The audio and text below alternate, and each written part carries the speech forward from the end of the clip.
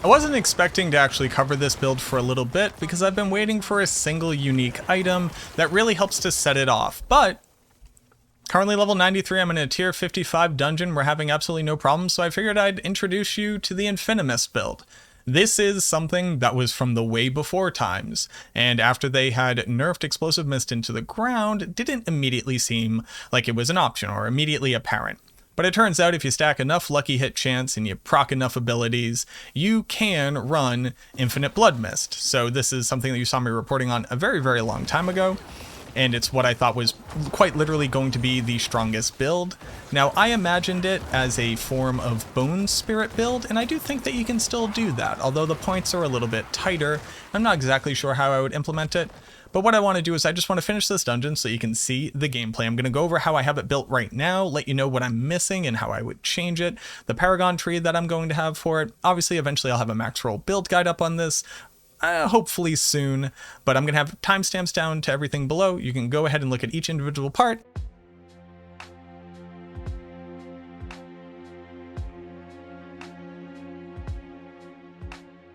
So it turns out if you stack enough cooldown reduction onto a build that has enough abilities that say either reduce incoming damage, become immune, and crowd control, you get a really, really strong build. And it's this thing right here. We're using Decrepify and Abhorrent Decrepify specifically to be able to proc a lot of cooldown reduction. We're then reducing the cooldown of all these very strong abilities. We're actually using Corpse Explosion itself as well, just to be able to do a ton of procs and to output a ton of damage. A lot of that is automated on the end version of this build, but I'm missing Black River, the unique scythe that you kind of need to like really make this thing pop off. But as it stands right now, we're actually doing quite fine. You effectively have permanent uptime on Corpse Tendrils, you have near permanent uptime on Blood Mist without the actual scythe equipped, you have really close to permanent uptime on Bone Storm in situations where it matters, and you basically walk around and just bully everything in the game. I have what I would consider to be like a pretty suboptimal setup. I think that my gear is pretty good. I have like good rolls on the majority of my aspects, and the stats that I have are pretty okay, but they are in no way, shape, or form optimized for a shadow version of this build. It's actually all the stuff that I was wearing for Bone Spirit, and I am trying to play while looking at directly into the camera. So, you know, we're definitely a little suboptimal in the play here, and I hope I don't die. But the entire point of the build is to do this thing that you're seeing right here. Basically become immune, have infinite blood mist, or, hence why I call it, Infinimist. And it works surprisingly well. You see our cooldowns drop incredibly fast. Even though Corpse Explosion isn't really the best procer for different lucky hit abilities, the build seeks to maximize our lucky hit coefficient to the point where it's definitely good enough, and then the moment that you actually put on a lucky hit elixir, it goes through the roof. Basically, like, all your cooldowns are permanently off. You can use the skills whenever you want. The interesting thing about the build, and the only reason why I'm slightly hesitant to immediately put it up to S tier, because it's an incredibly strong build. The one thing that I fear is that while it can absolutely walk up and also, you know, kind of just like abuse bosses, it applies a ton of crowd control, it has a lot of good survivability from damage reduction while monsters are affected by shadow. My only issue with it is that without Black River at the very least, damage output is a little bit slow. We are able to stagger very easily, and you see me, I'm just kind of standing next to the boss. But Bone Spirit and Bone Spirit quite literally would have killed this boss 10-15 seconds ago. So that's the only thing that I think that it struggles with. But even that, I just kind of stand here looking directly at you. Oh no, there's a Nightmare Portal too. Hold on real quick, let me just kill that while I'm not looking. It spawns some monsters, I'm going to continue to not look, and you let me know when everything's gone. There we go. All right, we're safe. So it's a really interesting build. It has a lot of strong points. It has a ton of gear requirements, and it requires you to have like a pretty in-depth understanding of all the different mechanics. So let me try to break that down as simply as possible. I'll try to go a little bit faster because I could quite literally talk about this build for hours at this point. I'm actually going to start with the skill tree as opposed to like the gear and the aspects, because you kind of need to understand what the skill tree is looking to do before the rest of it makes sense. 1 point into Acolyte's Reap to be able to generate a corpse on demand. We have the 3 points into Hewed Flesh to generate corpses. That's our bread and butter. That's what we're doing. We're exploding corpses here. We are using a maxed out Blood Mist. We would like to have as many points in Blood Mist as possible, because even with Decrepify drastically reducing cooldowns, sometimes it's not up. And once I have Black River, that'll be a much different story, but at least for right now, max points into here. If I could have max ranks on my pants as well, I totally would. Then we're using Ghastly Blood Mist so that it generates corpses. It generating corpses right now is one of our only ways to fortify. And you might say, well, what about Blood Orbs? There's a weird bug right now where if you are in Blood Mist and you pick up a Blood Orb, while you heal, you don't gain Fortify. I don't know why. Typically you would gain Fortify if you have Blood Drinker equipped, but you just don't. So that's a bug right now. If they were to change it so that you could actually pick up Blood Orbs, we would reintroduce that to the build. But as it stands right now, you're not actually getting anything out of it, because ultimately we want to be in Blood Mist as often as possible. Max to Corpse Explosion, Miasma Corpse Explosion. We don't need Essence at all, but we do like Fueled by Death. We're going 1 point into Decrepify. You would like to have Decrepify ranks on your helmet so that this would be even stronger, and we go down to Abhorrent so we can apply a stun and we can reduce our cooldowns, and then we're putting 3 points into Amplify Damage, because basically we should have Decrep up all of the time. As many points as you could put into Corpse Tendrils, right now I only have the single point, and I don't actually believe that you realistically like need to super max this out. As it stands right now, as long as there are monsters around, I can basically permanently spam this, but it is nice when the procs don't hit to be able to cast it more efficiently. We do have Plagued Corpse Tendrils for the vulnerable. If I was able to generate Fortify, I would seriously consider Blighted Corpse Tendrils for that. But ultimately, eventually you would wrap back around to using Vulnerable, since this is really our only way of applying this, and it is a massive amount of damage bonus for the build in general. I've gone back and forth about how I would slot in these points right here. I think 1 point into Reaper's Pursuit is fine. It does give you a good amount of movement speed, and later on in the build you can like kind of spam through monsters when you have Black River and you're generating enough cooldown reduction and procs. We have a ton of lucky hit chance, so while Corpse Explosion isn't a really good method for applying Crippling Darkness, our Bone Storm is also a darkness skill. So we have a ton of procs going out all the time, and the longer this stun applies for, the better you feel when it doesn't proc that often. Absolutely maxing out Gloom as well as Terror, and then coming down here we want Bone Storm, just the best skill in the game. It's literally too good. 3 points into Standalone and 3 points into Memento Mori. Obviously using the Shadow Blight passive. So now that you understand all of the different skills that we're trying to use, this eclectic combination of aspects across our gear is going to make a lot more sense, and we'll try to go in order so it's not really confusing. Any helmet that says plus to maximum life, crowd control duration. I also want Decrepify ranks on this. I actually have a really good helmet that I'm waiting to replace this with. We're putting Disobedience on here. Disobedience is just way too good. People have been asking about Embalmer, the consuming a corpse generates a blood orb, and again, if I could pick up blood orbs during Blood Mist, I totally would use that, but as it stands right now, I just can't, so I'm not prioritizing that. Good armor that just is damage reduction, armor, and damage. Blood Mist is going to consume corpses and trigger corpse explosion. It's going to reduce its cooldown. I don't have a perfect roll for this. Actually, I just got a perfect roll for this, so I will be putting that on there, but I definitely think it's the best place to put it since it's a utility aspect, and we want Disobedience somewhere. Right on the chest armor makes the most sense for me. We're using Howl from Below. Obviously, Howl from Below is fantastic. Makes our corpse explosion do more damage, makes our corpse explosion go find people. And then on top of that, it says Lucky Hit, Corpse Skill, Attack Speed, and then 2 other Lucky Hit abilities for more crowd control. The more crowd control, the better. If monsters could just be standing there doing nothing the entire time, this build would love it. But that huge amount of Lucky Hit chance is really important, and getting a high roll on this gear is just like, it's not make or break, but obviously the higher the roll, the better it performs.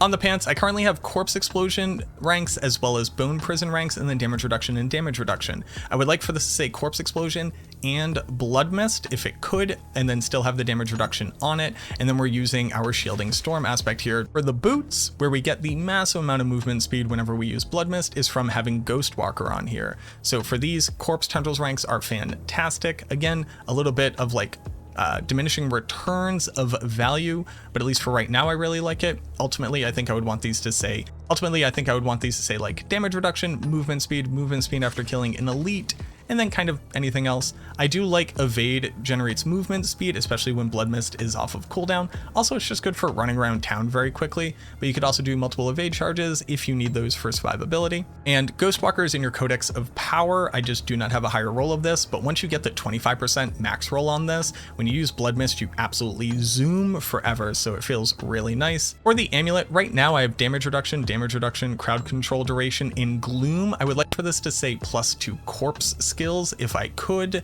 I just can't really re-roll it at this point and remove something that might be better. But we put Blighted Aspect onto it right now. That's our biggest source of multiplicative damage. This right now is kind of a holdover ring. It just says a bunch of damage. That's good for us. And Lucky Hit Chance, which is just in general nice. We'd like it to say Lucky Hit Chance, max life, damage reduction, and possibly damage to people affected by shadow damage over time. And then this is where we have Blood Soaked.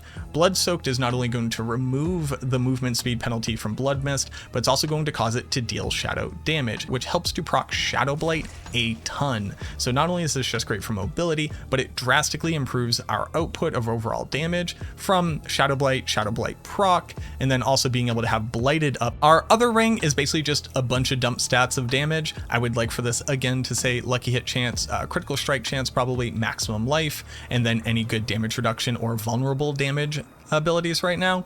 And then we tossed on Grasping Veins. I'm going to need one spot for an offensive aspect when I inevitably swap off from using a wand. So here Grasping Veins is just like the best pound for pound damage for us. We're basically spamming it 100% of the time. A good amount of additional crit chance, and then a multiplier for crit damage helps our Shadow Blight to do a ton of damage. So this is just like, I would hate to see it go, but ultimately we will have to be able to maintain all of the other aspects that we need on the build, but it's definitely good in case you don't have Black River to continue to use this. For the wand, we would ultimately want this thing to say like vulnerable damage, critical strike damage, damage to crowd control is obviously fine. Damage to injured enemies isn't terrible. It's nice to like help speed out the end of the fight where you might be running low on monsters to be able to proc all of your different crowd control reduction time. So it's like not the worst stat. Damage over time is obviously also very good. Shadow damage would be good. Anything that says damage, but ultimately I would want vulnerable here until I have Black River, in which case I wouldn't worry about it, obviously. And then here we're putting Ultimate Shadow. Ultimate Shadow takes Bone Storm and adds the Darkness skill tag to it. So now it deals shadow damage and it procs all of our Darkness skills. So that's obviously like wildly good. It's one of our best sources of like single target damage whenever we're facing off against a really tanky monster. And then for AoE and survivability with Shielding Storm, it's just like bananas. And then we're using a focus. The focus allows us to slot on an additional offensive aspect. And here, this is where we're putting Decay.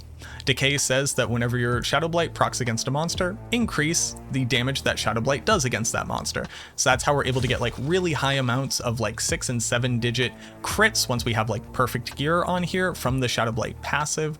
And it's just a massive overall increase to our damage. The best part about something like this is when I'm using Blood Mist and I'm applying this small amount of little shadow damage, just because I'm doing a very small amount of shadow damage there kind of doesn't matter for the Shadow Blight proc. The Shadow Blight proc deals an amount of damage equal to, and I'll just show you real quick, 22% of your weapon damage. So regardless of what triggers it, it does that much damage. So every little bit of additional like trigger proc damage that you can get is altogether that much stronger. So right now I have critical strike chance, lucky hit chance, damage reduction while fortified, as well as crowd control duration. You can get cooldown reduction on this. There's just like so many great stats, and basically all of them are good.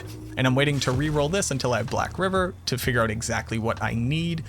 You can use a shield, absolutely. Using a shield requires you to put a defensive aspect onto it or a utility aspect onto it, as opposed to a weapon, which allows you to put the offensive aspect. So you could move something like this off of your armor and then have another defensive aspect or a different utility aspect. You can play around with it, but I definitely think that decay is really important on the build in general for damage. In the armor, I'm going to swap over to Topaz. You are able to generate Fortify pretty well, even though we don't have Blood Orb generation, because Necrotic Carapace is always triggering whenever our Blood Mist is generating corpses, and Blood Mist is basically always off of cooldown, so we're always generating corpses with it. But I think that in so many instances, I'm crowd controlled and in a dangerous place a lot more than I'm like fighting in a safe place while fortified. So I think I'm personally going to swap over to Topaz. It's also what hardcore players are doing, and they probably know how to stay alive. In the jewelry, obviously skulls, and then in the weapons, I'm currently using amethyst for the damage over time. Territorial in the starter board, damage to close, damage reduction from close, seems good. We're building into Flesh Eater because of course we are. Then we're using control for damage versus crowd control, as well as a multiplier for monsters who are slowed, chilled, stunned, or frozen, which is basically all of the time with corpse tendrils. We build out to attack speed over here. I'm picking up Stifle, I'm not really worrying about resistances, and then I'm building over into Scent of Death. Scent of Death is phenomenal. Before the fight starts, you have damage. When the fight starts, you have damage reduction. Can't complain. Picking up Ruin, just fantastic. And then here we're putting in Darkness. Darkness for the massive amount of shadow damage, and then whenever we deal shadow damage, those monsters deal less damage. So we're just increasing our own survivability while stacking as much damage as possible. Makes sense. And then I build out to Wither. Wither is just phenomenal. You have like a really good chance to be able to deal bonus damage every time the damage over time effect procs, and then that damage also goes up. So that's our Corpse Explosion, that's our Bone Storm doing damage. Heck, that's even like the Blood Mist doing damage. But obviously it's just really good for helping Corpse Explosion to pump out as much damage as possible. And then we're building out to Scourge with as much willpower as possible. More damage over time, and then in addition to that, more damage to monsters who are affected by damage over time abilities. We're probably also going to build out to at least one other board to be able to fit in one more glyph, but as it stands right now, I don't really have everything exactly where I want it. I don't think that's super optimal, but this just kind of gives you like a landscape of what you could do to not feel terrible about it. And that's Infinimist. Again, this is a build that way back in the day, if you were watching my stuff like during the betas, I was like, this is going to be the build. I think it's going to use Bone Spirit. I think it's absolutely going to slap. And the problem was that they then went and nerfed Explosive Mist. But luckily, a whole bunch of smart people out there, and I am not taking credit for building this thing the way that it currently is. In no way, shape, or form. I didn't think you could actually proc Decrepify this much to get the cooldowns to the point where you can. And it turns out you absolutely can, and it's very powerful. So shoutouts to everybody who has been wicked smart and totally thought of this before me. I'm in no way, shape, or form laying claim to this iteration of the build. This is not what I thought it was going to look like, but it's very fun. It has a huge barrier entry for gear. If you're coming from my Sever build guide, if you've been playing that, it's actually not that hard to transition over to this. You're gonna see a lot of similar gear to what I had in that build guide, and it's because ultimately like this package for the darkness builds, for the shadow builds in general, is I think without question the strongest total package that you could have. It's very safe, it has a lot of survivability. Sometimes you get caught out of Blood Mist, and that's where Decrepify's damage reduction comes in to save you. That's where Bone Storm's barrier comes in to save you. It's incredibly safe and incredibly strong. But if you're missing like one or two of these aspects, it's going to feel very bad. It's not going to perform like at the level that you're expecting it to. And this is before I have Black River. Once I have Black River, I think the damage goes like through the roof. You can watch a ton of videos on YouTube already of a lot of amazing creators who are already showcasing this thing, clearing massively high dungeons, doing a ton of damage as well. So I'm just waiting for that scythe to drop so I can make a new video showcasing it and just how much stronger it is. But I think at this point, I have like a good enough handle on the build to confidently talk about it and make a guide about it. So look forward to that coming out on Maxroll within a few days, hopefully. And I hope that this video gives you enough information so you can try it out yourself, give it a shot, maybe convert over to it if you're already playing like a Blight build or a Sever build. You can continue to use like Sever and Blight kind of if you're willing to drop Reap, but I think that having a 100% chance to generate a corpse is literally too important for the overall success and the ability to rely on the tools that this build has. But if you are coming from that point and you're not willing to transition, you can play around with that as well. Let me know what you think. Thank you so much for watching this video. Like I said, I try to make it a little bit faster so that we can get through these build guides a little bit more efficiently so everybody can get the information that they need. And I look forward to seeing you in the next video.